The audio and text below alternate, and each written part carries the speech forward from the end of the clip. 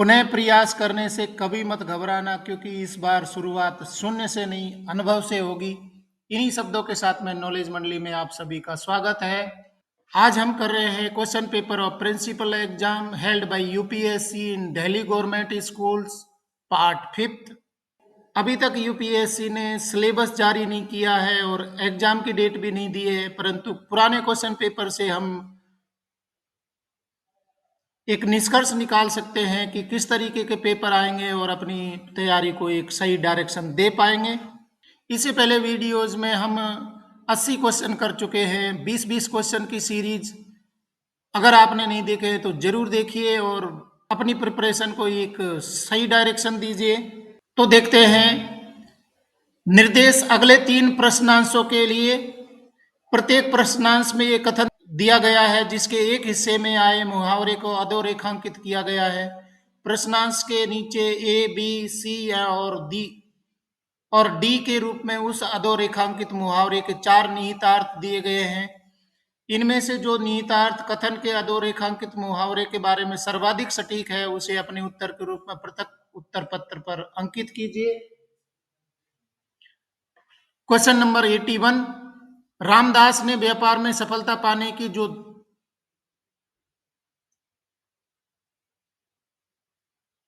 की जी तोड़ कोशिश की, लेकिन वह असफल रहा।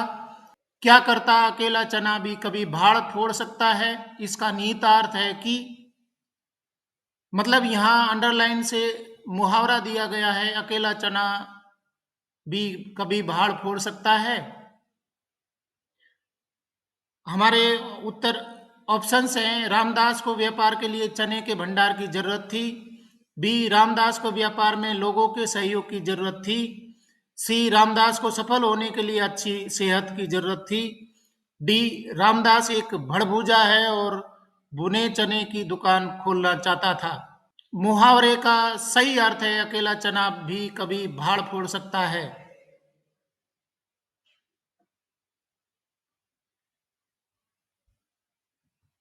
बी, रामदास को व्यापार में लोगों के सहयोग की जरूरत थी, क्योंकि अकेला चना भाड़ नहीं फोड़ सकता। क्वेश्चन नंबर 82, रामदास ने अपने घर में नया रंग रोगन कराया और घर को खूब सजाया। ये आते जाते पड़ोसियों की आंख में गड़ने लगा। इसका निहितार्थ है कि फिर से आंख में गड़ने लगा। आंख में गड़ने लगा मुहावरे का अर्थ हमें ऑप्शन में ढूंढना है। ए, रामदास ने घर के रंग रोगन में तीखे रंग इस्तेमाल किए। बी, रामदास ने अपने घर की भद्दी सजावट की। सी, रामदास के पड़ोस में आंखों की बीमारी फैली थी। डी, रामदास के पड़ोसी रामदास की प्रगति से ईर्ष्या करते थे। तो मुहावरे का सही अर्थ है डी, रामदास के पड़ोसी रामदास की प्रगति से ईर्ष्या करते थे, इसलिए ये आते जाते पड़ोसियों की आंख में गड़ने लगा।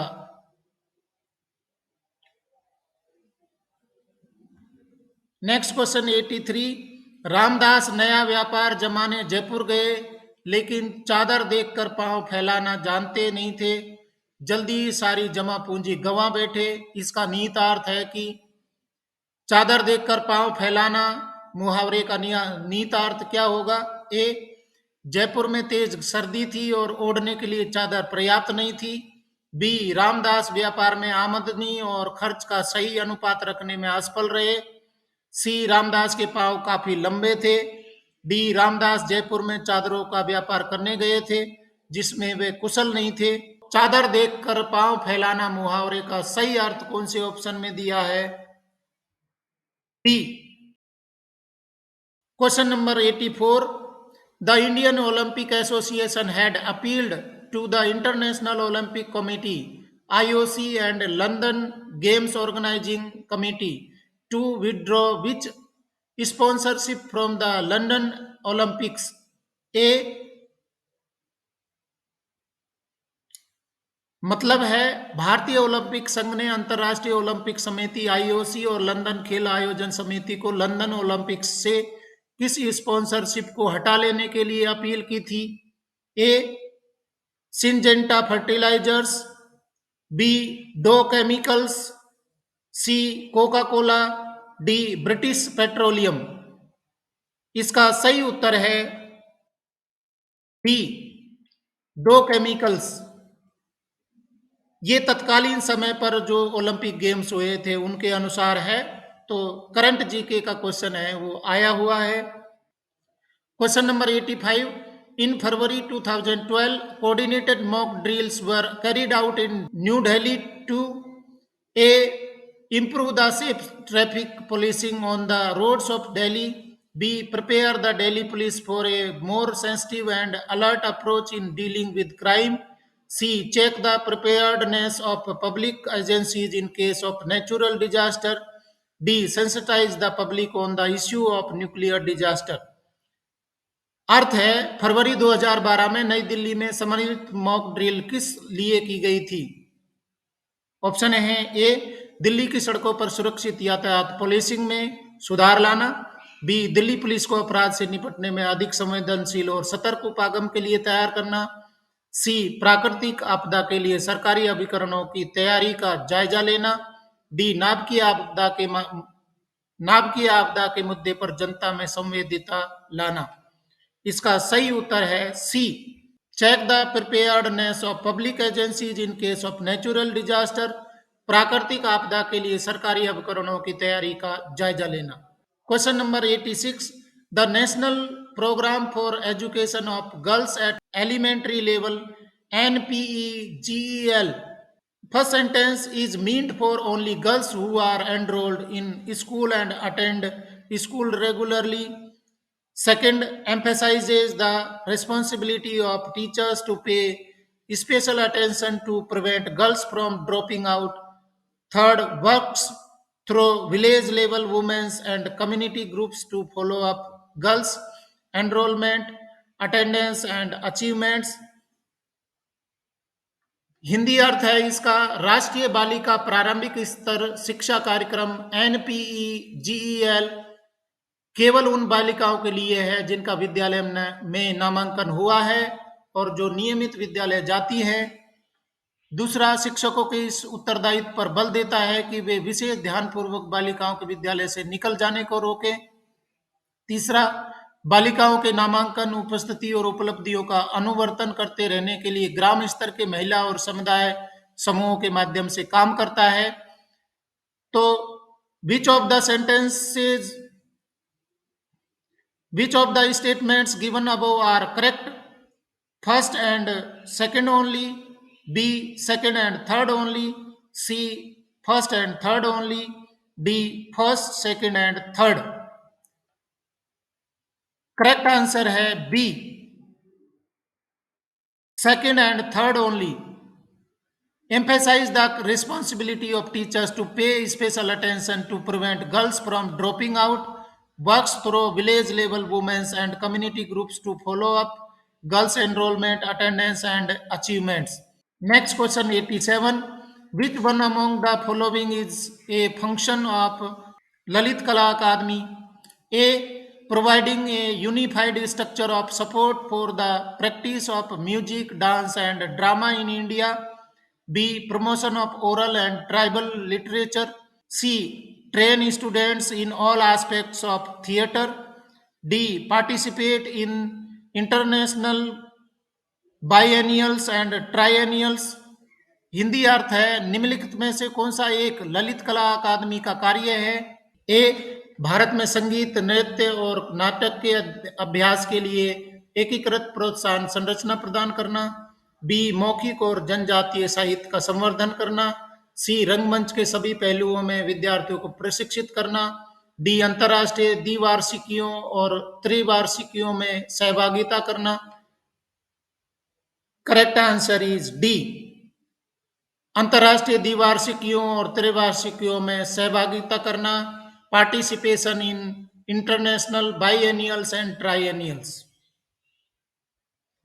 Next question 88, the national archives of India is the A, official agency responsible for acquisition and conservation of all significant printed materials, B, depository of current Indian official documents, C official custodian of all non-current records of permanent value to the Government of India and its predecessor bodies. D. Official agency responsible for producing current national bibliographies. मतलब भारत का राष्ट्रीय अभिलेखागार क्या है? ए सभी महत्वपूर्ण मुद्रित सामग्री की संप्राप्ति और संरक्षण के लिए उत्तरदायी सरकारी अभिकरण। बी. भारत के वर्तमान सरकारी प्रलेखों का निक्षेपागार। सी. भारत सरकार और इसके पूर्वाधिकारियों का उन सभी स्थायी मूल्य के अभिलेखों का जो वर्तमान व्यवहार में नहीं है सरकारी अभिरक्षक। डी. वर्तमान व्यवहार की राष्ट्रीय ग्रंथ सूचियों को प्रस्तुत करने के लिए उत्तरदायी सरकारी अभिकरण। तो राष्ट्रीय अभिलेखागार नेशनल आर्चीव्स ऑफ इंडिया है, उसका क्या कार्य है? इसका सही उत्तर है C. Official custodian of all non current records of permanent value to the government of India and its predecessor bodies. Bharat सरकार और इसके पूर्वाधिकारियों का उन सभी स्थायी मूल्य के अभिलेखों का जो वर्तमान व्यवहार में नहीं है सरकारी अभिरक्षक के रूप में कार्य करता है। Next question 89. The National Council for Hotel Management and Catering Technology NCHMCT has the mandate of A. Coordinating the growth and general advancement in the development of hospitality management education through the affiliated institutes. B. Categorizing and running heritage hotels in India. C. Monitoring the standards of hospitality services in star hostels of India. D. Granting different star categories to hotels and in India through a process of examination and classification. मतलब राष्ट्रीय hotel प्रबंध एवं खान पान प्रौद्योगिकी परिषद NCHMCT किसका अधिदेश रखता है? ए. संबद्ध संस्थाओं के माध्यम से सत्कार प्रबंध शिक्षा के विकास में वृद्धि और सामान्य उन्नति का समन्वय करना। बी. भारत में विरासत होटलों का संवर्गीकरण और परिचालन करना। सी. भारत के तारांकित होटलों में सत्कार सेवाओं के मानकों का मॉनिटर करना। डी. भारत में होटलों को परीक्षा और वर्गीकरण की प्रक्रिया के माध्यम से विभिन्न तारक कोटियां प्रदान करना। तो भारत के जो इंस्टीट्यूट हैं उनके बारे में पूछे जा रहे हैं क्वेश्चन, हमें पता होना चाहिए कौन सा डिपार्टमेंट कौन सा ऑर्गेनाइजेशन क्या काम करता है। इसका सही उत्तर है A. Coordinating the growth and general advancement in the development of hospitality management education through the affiliated institutes. संबद्ध संस्थानों के माध्यम से सत्कार प्रबंध शिक्षा के विकास में वृद्धि और सामान्य उन्नति का समन्वय करना NCHMCT का कार्य है। Next question 90. The objective of the macro management of agriculture scheme MMA has been to A. Encourage states to allocate more funds for agriculture. B. Encourage states to promote agriculture best suited to local conditions. C. Ensure utilization of central assistance through focused and specific interventions for development of agriculture in states. D. Promote cooperative movement in agricultural sector. इसका हिंदी अर्थ है कृषि योजना समष्टि प्रबंध MMA का उद्देश्य क्या रहा है? ए. राज्यों को कृषि के लिए और अधिक निधि के विनिधान के लिए प्रोत्साहित करना। बी. राज्यों को स्थानीय दशाओं के सर्वाधिक अनुकूल कृषि को बढ़ावा देने के लिए प्रोत्साहित करना। सी. राज्यों में कृषि के विकास के लिए केंद्रित और विशिष्ट हस्तक्षेपों के माध्यम से केंद्रीय सहायता का उपयोग सुनिश्चित करना। डी. कृषि क्षेत्र में सहकारिता आंदोलन को बढ़ावा देना। तो यहाँ फिर से ऑर्गेनाइजेशन है इंस्टीट्यूट के बारे में पूछा गया है कि उसका क्या कार्य है। इसका सही उत्तर है सी. Ensure utilization of central assistance through focused and specific interventions for development of agriculture in states. मतलब राज्यों में कृषि के विकास के लिए संकेंद्रित और विशिष्ट हस्तक्षेप के माध्यम से केंद्रीय सहायता का उपयोग सुनिश्चित करना।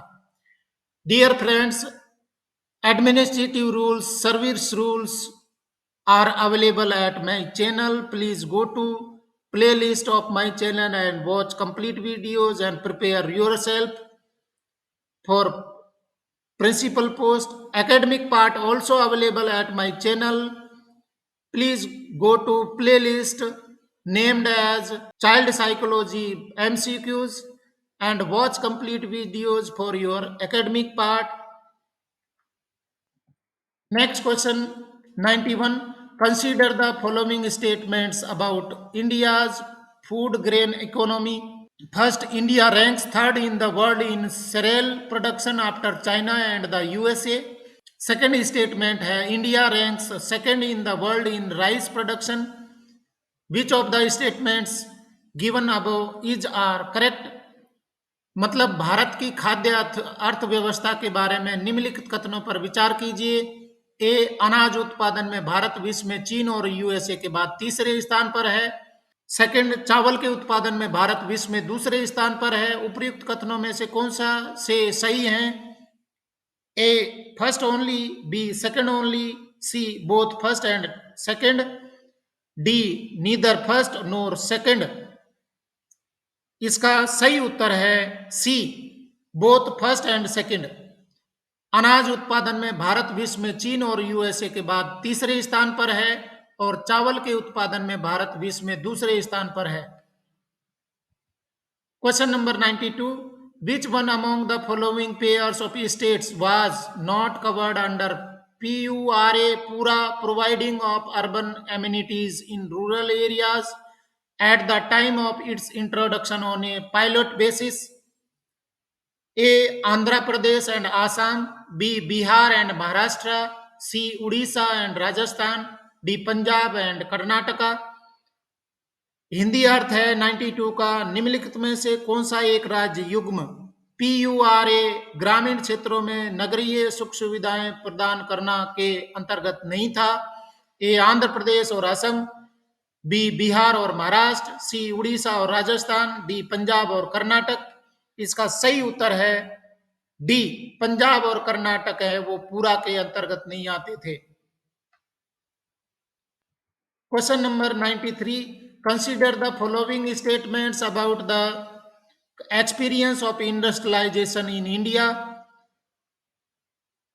First statement, the number of people in regular salaried employment is larger than the number of self employed.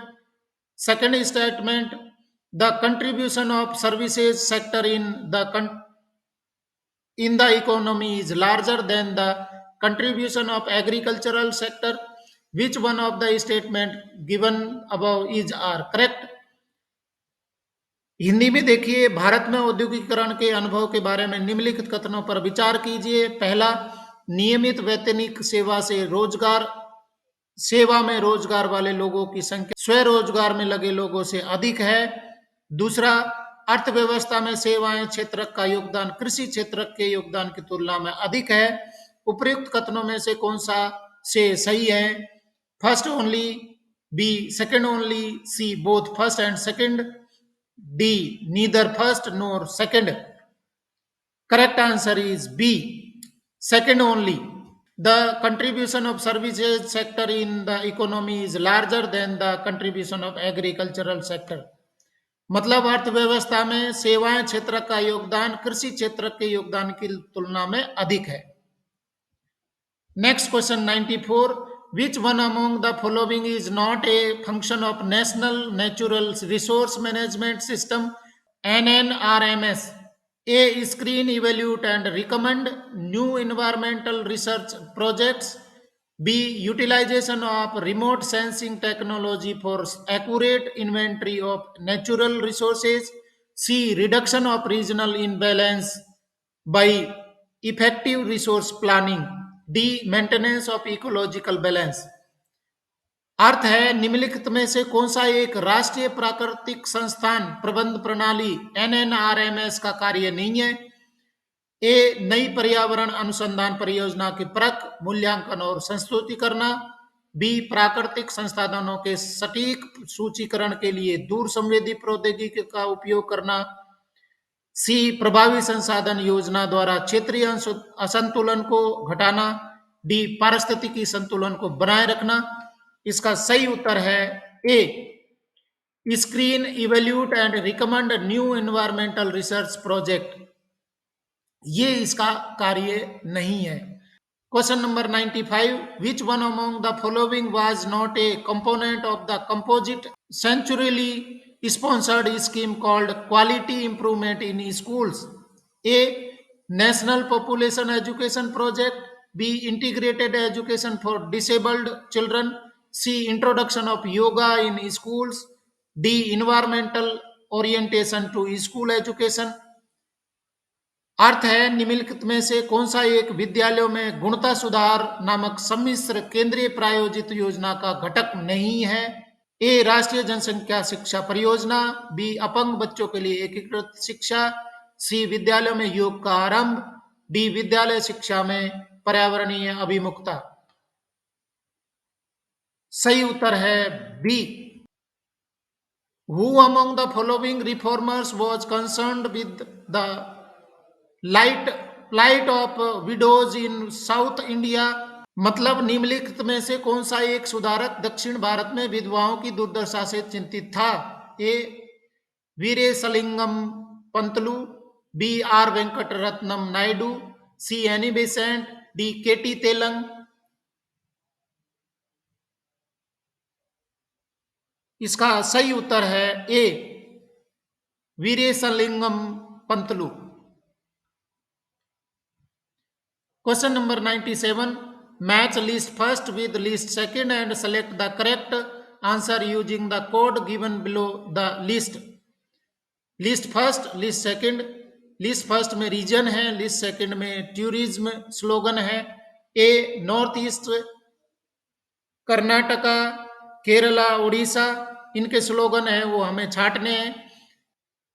97 का हिंदी अर्थ है सूची फर्स्ट को सूची सेकंड से सुमिलित कीजिए और सूचियों के नीचे दिए गए कूट का प्रयोग कर सही उत्तर चुनिए।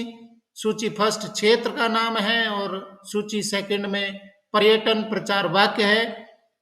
ए उत्तर पूर्व, बी कर्नाटक, सी केरल, डी उड़ीसा। स्लोगन है एक राज्य अनेक विश्व, सेकंड ईश्वर का अपना देश, थर्ड अनन्वेषित स्वर्ग, फोर्थ दृश्यम प्रशांत उदात। इसका सही कोड क्या होगा? सी थर्ड, वन, सेकंड, फोर्थ। मतलब है नॉर्थ ईस्ट के लिए आएगा पैराडाइज अनएक्सप्लोर्ड, कर्नाटका के लिए आएगा वन स्टेट मैनी वर्ल्ड्स, और केरला के लिए आएगा सेकंड गॉड्स ऑन कंट्री, और उड़ीसा के लिए आएगा सैनिक सीरीन सबलाइन, दृश्यम प्रशांत उदात।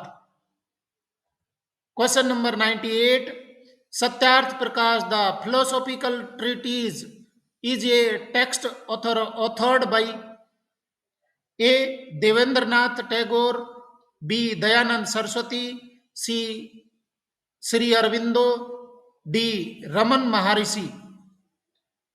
दार्शनिक प्रबंध सत्यार्थ प्रकाश किसके द्वारा लिखित ग्रंथ है? ए Devendranath Tagore, B Dayanand Saraswati, C Shri Arvind, D Raman महर्षि। तो सत्यार्थ प्रकाश है वो किसके द्वारा लिखा गया? इसका सही उत्तर है B Dayanand Saraswati. Question number 99, consider the following statements about biological diversity act enacted by India in pursuance to the convention of biological diversity.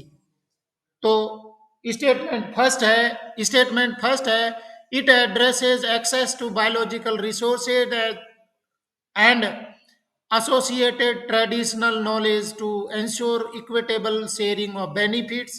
Second, the act is to be implemented through a 3-tier institutional structure. Which of the statements given above are correct? Hindi अर्थ है जैव विविधता अभिसमय का पालन करते हुए भारत द्वारा अधिनियमित जैव विविधता अधिनियम के बारे में निम्नलिखित कथनों पर विचार कीजिए। पहला, ये साम्य मूलक लाभ सहभागिता सुनिश्चित करने हेतु जैव संसाधनों और जैव पारंपरिक और संबद्ध पारंपरिक ज्ञान के प्रति अभिगम के लिए है। सेकंड, ये अधिनियम एक त्रिस्तरीय संस्थानिक संरचना के माध्यम से कार्यान्वित किया जाना है। उपयुक्त कथनों में से कौन सा सही है? A first only, B second only, C both first and second, D neither first nor second. Correct answer is C, both first and second. It addresses access to biological resources and associated traditional knowledge to ensure equitable sharing of benefits, and the act is to be implemented through a three-tier institutional structure जो कि biological diversity act में बताए गए हैं। और last question है question paper का 100।